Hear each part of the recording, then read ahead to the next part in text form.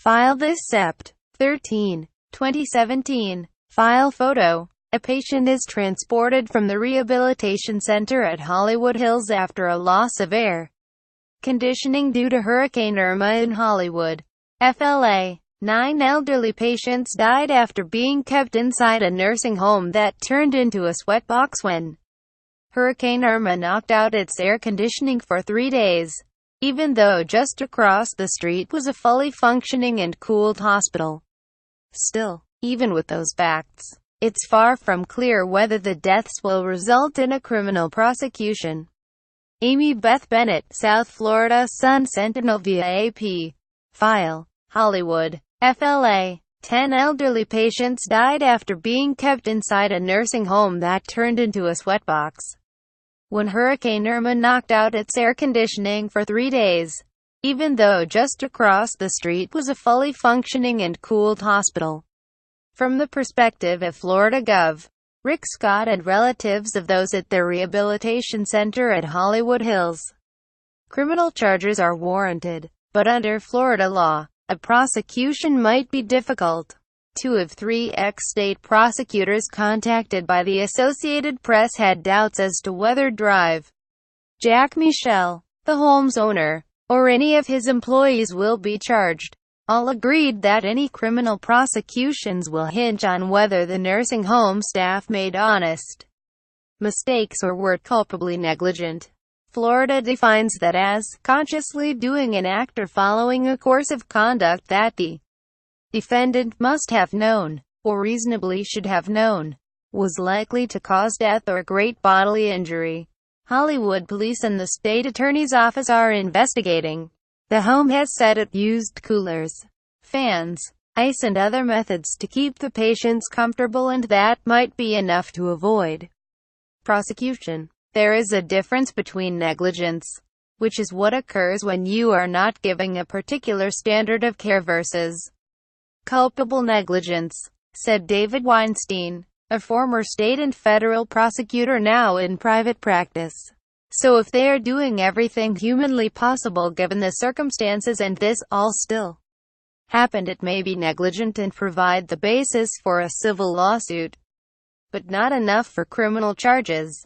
Retired University of Florida law professor Bob Deckel, who prosecuted serial killer Ted Bundy as an assistant state attorney, said he doubted charges would be brought. "I would rather be a defense attorney on this case than a prosecutor," Deckel said. "There are some cases that are better tried in civil court than criminal, and this might be one of them." Former U.S. Attorney Kendall Coffey disagreed. Given the magnitude of the tragedy and the apparent availability of a hospital 50 yards away, prosecutors are not going to accept that this was an unavoidable tragedy, he said. Gary Matzner, the nursing home's attorney, said in a statement that Michel and the staff are cooperating with the investigation.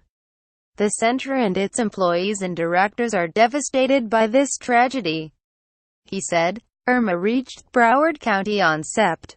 10. The home has said a felled tree took out a transformer that powered the air conditioner, but it maintained power otherwise.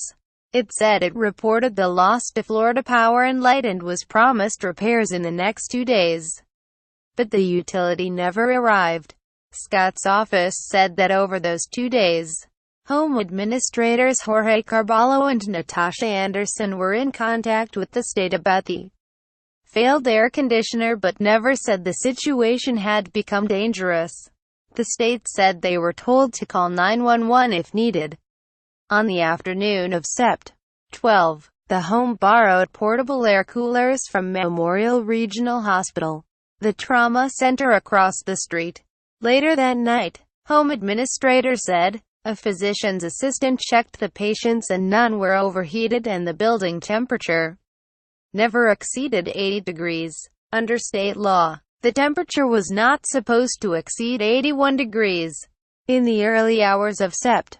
13, the deaths began. 3 911 calls were made before 6 a.m., causing Memorial staff to rush across the street to offer assistance. Doctors and nurses said they found the home's staff working to cool the patients. Although they and police have said the facility was very hot, no temperature reading has been released as police have said that is part of the investigation. 3 people died on the home's second floor and 7 succumbed at the hospital, including a 93-year-old man who died Tuesday and a 94-year-old woman who died Wednesday.